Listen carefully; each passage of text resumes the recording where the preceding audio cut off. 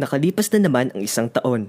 Papalapit na naman ang isa sa mga pinaka-inaantabayan ng film event sa buong Pilipinas, ang Metro Manila Film Festival, na nagsimula pa noong taong 1975. Ang Metro Manila Film Festival ay nagbibigay dangal sa mga napiling mga pelikula at sa mga tauhan nito kada taon, at isa sa mga pinaka-inaabangang karangalan ay ang Best Picture.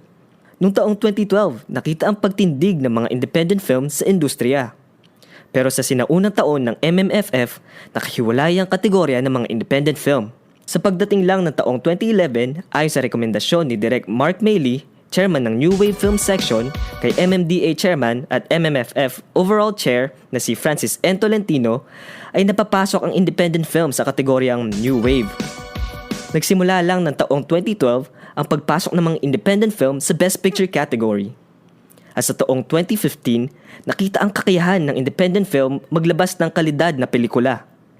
Bakit ito importante? Bago pa ang pagpasok sa mga film festivals, ang paraan para sa paggawa ng pelikula ay nagsisimula sa paglista ng konsepto, storya, at ang pagsulat ng script.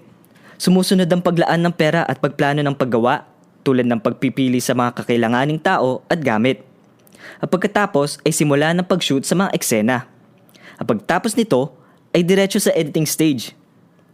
Ngayon, pag ikaw ay napapasok sa mga major film studios, ang pelikula ay ipreprint sa 35mm celluloid film na umaabot ng 1 milyong piso kada film. Sumusunod ang pagmarket sa telebisyon, radyo at mga prints. Sumusunod naman ang pagbubuk sa mga cinema holders at pagpapalabas ng pelikula sa masa. At pagkatapos ng mga ilang buwan after ng screenings, magsisimula ang mga release ng DVD at mga TV reruns. Kung ikaw naman ay nabibilang sa mga independent films, diretso sa pag-burn ng pelikula sa DVD at pagbubuk sa mga cinema holders ng araw ng screening. Dito pa lang pumapasok ang pag-market ng mga independent filmmakers na bumabase lamang sa kanilang kakayahan mag-market online. At simula sa pag-boom ng mga film festivals, dito nakakita ng pagkakataon ng mga independent filmmakers magpasa na kanilang mga gawang pelikula bilang entry. Kung nakakuha ng karangalan at nakakuha ng sapat na pera para sa 35mm celluloid film, ay magpapaprint na at ipapalabas sa mga commercial theaters. Kung bibiruin mo, nabibilang lamang ang mga independent films sa loob ng 19% sa buong distributing market sa Pilipinas.